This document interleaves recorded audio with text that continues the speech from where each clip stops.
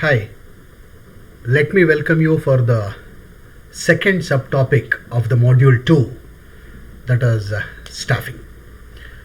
Under this, let us understand what is staffing, what is the nature of staffing, what is the importance of staffing, what is the characteristics of staffing, and how the process of staffing will be done in an organization.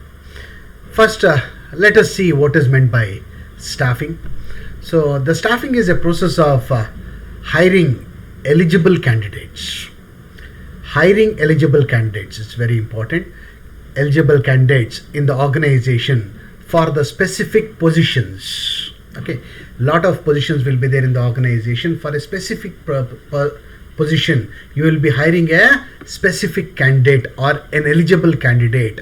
That is what is meant by staffing is. It is a process of filling and keeping filled the positions in the organization. That means whatever the vacancies that exist in the organizations, or whatever the vacancies it is likely to exist in the organization, those positions you have to keep filling. Since the organization has to run continuously, you have to keep filling this position. That is what is meant by staffing. Meaning of staffing is an operation of recruiting the employees by evaluating their skills, knowledge, and then offering them the specific job and the roles according to the qualification and the skills.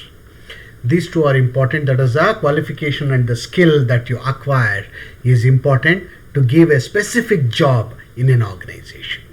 That is what is meant by staffing is. Now let us see the staffing sub-functions. What are all the sub-functions are there in the staffing?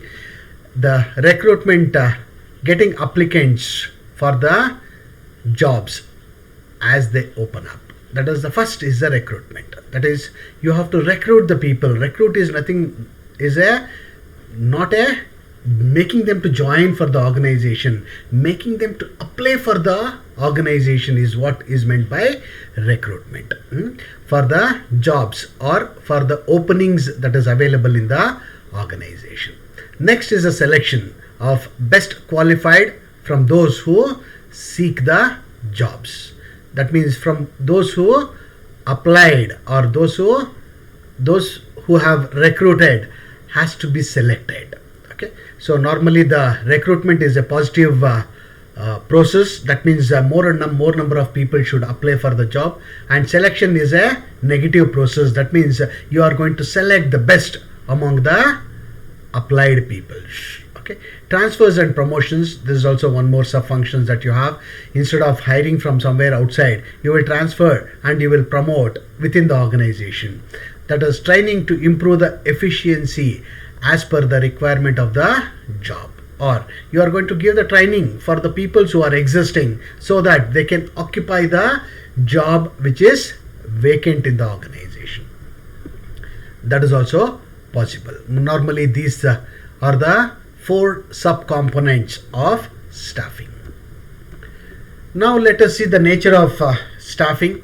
And under the nature of staffing, staffing is an important function, as you know, of the management, as it decides with the jobs and the suitability of person. That means the two important aspect that is there here is the job which is vacant and the person who can able to suit the job.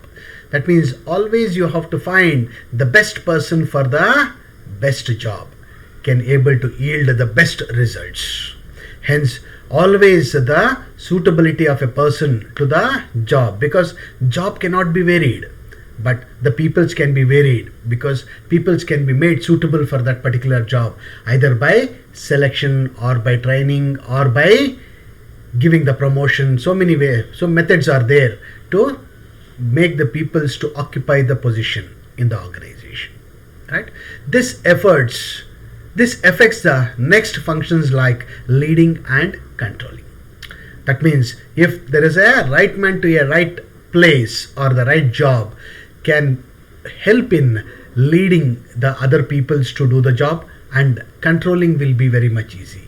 if you are selected a wrong person to the right job, okay, then he is unable to lead the peoples under him or who are there behind him, and controlling will be very difficult for the wrong person in the right job.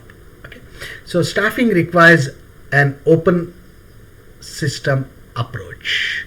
That means from a wide variety, or it should not be a closed loop system, it should be an open loop system. That means from anybody, any person should be in a position to occupy the job. There should not be any prerequisites, or there should not be any what we call that as the categorize the people such that these only peoples can apply. That should be open to the public. Any caste, any creed, any sex can able to take up that particular job. Okay, factors like the levels of education, attitudes in the society, law and regulations affect staffing. Definitely, if although he is a well skilled person but without a qualification, some jobs or some recruitment will be difficult. Okay, then attitudes in the society, that means what kind of attitude the peoples have, lazy attitude or aggressive attitude, or the not concerned attitude, or the difficult attitudes to control the peoples. Laws and regulations affect the staffing. Definitely the local governance or the local orders that is being given will affect the staffing in the organization. Importance of staffing: it helps to obtain the talented pool. That means an organization need to have a pool of talented peoples. So this staffing will help to collect them, bring them to a particular place. When you bring them to a particular place, you can get the productivity, because it ensures the improved productivity by matching the people with the job. That's what I said. That is, right job to a right man to a right job is very important. It helps to avoid distribution of work due to the shortage of person. Okay, that is the disruption of the work. That means the work will not get hampered because of the shortage of people. The staffing will try to recruit the people such that it can avoid the discrepancy or the disturbances which is happening because of the shortage of manpower. It helps to prevent underutilization of personnel or overburdening of human resources. It means if you have a more amount of work and have a less employees, or the manpower is very less, then it becomes a overburden of the workforce. Hence, you have to avoid that by proper staffing function. Provides information to the management for internal selection in event of unanticipated turnover.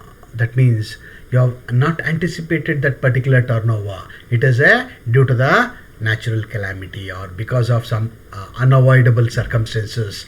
If it is an uninterrupted turnovers or unanticipated turnovers, then the management should be ready to recruit the staff by the internal successions. Right? Next, let us see the characteristics of staffing. The characteristics of staffing is not a temporary exercise, because it is a continuous process. The peoples will be coming in and they will be going out, or people will be leaving or retired, or they will be new persons will be recruited, or for the expansion of the industry you need to recruit the peoples. So it is not a temporary exercise or one time exercise. It will be you have to keep on, every year you should keep on doing the staffing in the organization. Staffing is a complex process because you have to understand the attitude of the people's qualification, their capabilities, the adaptability, their position in the system, and their acceptance for the employees. All these things has to be understood with a very short period of time. Hence, it is a complex process that you have. Staffing is a logical exercise. There is a sequence of exercise. There is a step-by-step procedure of recruiting the employees to the organization. Hence, staffing is a logical exercise that we do it. Staffing deals with the present and future requirement. Okay, the presently whatever the recruitment is there, that we will do it, and we also think of future, and then we will select the peoples and keep it ready for the recruitment. Okay, selecting involves peoples. That means you need to involve the people. That is, the staffing involves the recruitment, and the selection process involves the people. More and more people should apply, and with the best interview you can able to select the best person, is what is meant by the staffing is. The responsibility for staffing is very high. The responsibility for staffing peoples or the staffing crew is very, very high, because they have to choose the right person to the right job is very important. Staffing is a managerial function. Normally the staffing will be done by a managerial peoples, or managerial and above peoples will do the staffing function in the organization. Next is the process of staffing. The process of staffing goes like this: that is supply and demand of specific skill in the labor market. The first and the foremost process that you have, what is the man available in the market? What kind of man is available, or what kind of skills are available in the market? Based on that skill, you can able to employ the people. Okay, unemployment rate. If the unemployment rate is very high, you cannot get a skilled peoples. So hence it hinders the staffing process.